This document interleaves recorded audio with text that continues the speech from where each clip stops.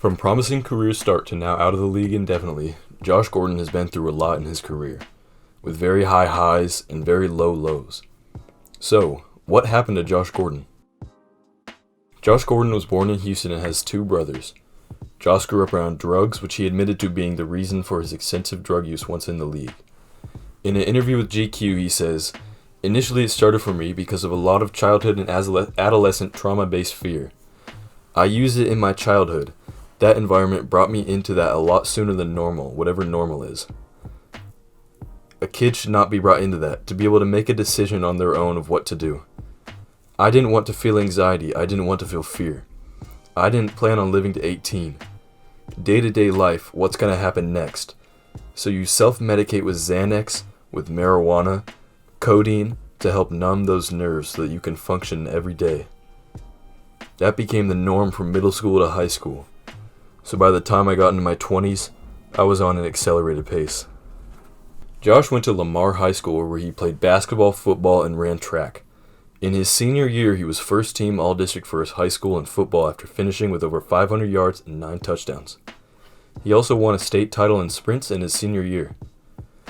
Gordon was a 3-star recruit after his high school years and was scouted by many major schools, including Baylor, which he ended up committing to. While also being offered scholarships at many other notable schools, he chose to attend Baylor due to his supervised probation, not allowing him to leave the state of Texas. In his sophomore year, him and a friend were found asleep in a Taco Bell parking lot, and cops eventually found that he had marijuana in the car as well. His teammate with him was kicked off the team, but Josh was only given a suspension. Later, in his senior year, he once again tested positive for marijuana in his system and was banned from the team. After not being selected in the 2011 supplemental draft, he was drafted by the Cleveland Browns in the following supplemental draft. In the 2012-13 year, Gordon was one of the top rookie receivers in his class, finishing with over 800 yards and 2 touchdowns. In weeks 12 and 13, Gordon had back-to-back 200-yard games, the first player in the NFL to accomplish such a feat. He finished the year with over 1,600 receiving yards and was voted first-team All-Pro and led the league in the receiving yards. Following his breakout season, he was arrested for driving whilst impaired and was suspended by the league once again. He played only 5 games in 2014 and only recorded 300 yards receiving. In 2015, Gordon was once again suspended the entire year for violating substance abuse policies and was admitted to the league's substance abuse program. His ban was to last until the start of the 2016 season. On January 20th, 2016, he appealed his case to be reinstated but was denied due to yet another failed drug test. On July 25th, 2016, Gordon was reinstated by the NFL. He was allowed to participate in training camp, but was suspended for the first 4 games of the 2016 regular season. On September 29th, 2016, Gordon left the Browns to enter a league rehabilitation facility just a week before his reinstatement. Gordon said in a statement, "After careful thought and deep consideration, I've decided that I need to step away from pursuing my return to the Browns and my football career to enter an inpatient rehabilitation facility. This is the right decision for me and one that I hope will enable me to gain full control of my life and continue on a path to reach my full potential as a person. I appreciate the support of the NFL, NFLPA, the Browns, my teammates, my agent, and the community throughout this extremely challenging process."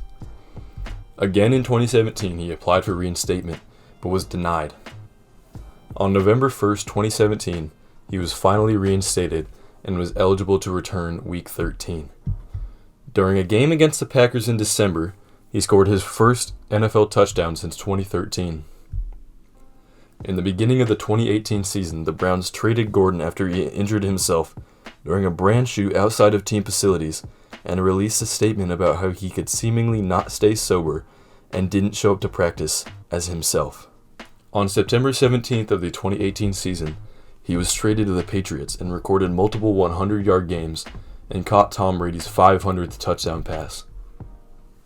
In December, Gordon announced that he would be stepping away from the team to work on his mental health. The NFL later said that Josh was also indefinitely banned for violating the terms he agreed with for his reinstatement. Josh also received a Super Bowl ring for his earlier contributions, finishing with over 700 yards and 3 touchdowns on the year. The Patriots secured his services by placing a second-round tender on Gordon, and would later be reinstated by the NFL before the start of the 2019 season. After a Week 1 win, Gordon would be placed on injured reserve for a knee injury and later waived on October 31st.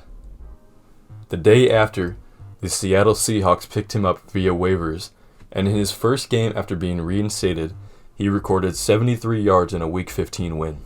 After the win, the NFL announced that they would be again suspending Gordon indefinitely for violating the NFL's policy on performance-enhancing drugs and substance abuse, his fifth suspension for violating the policy. After becoming a free agent in March 2020, he re-signed with the Seahawks on September 3rd, 2020. He was conditionally reinstated from the suspension on December 3rd, and the NFL announced he would be eligible to play in the last 2 weeks of the regular season. On December 21st, 2020, Gordon was added to the Seahawks active roster after the NFL ruled him eligible to return from his suspension.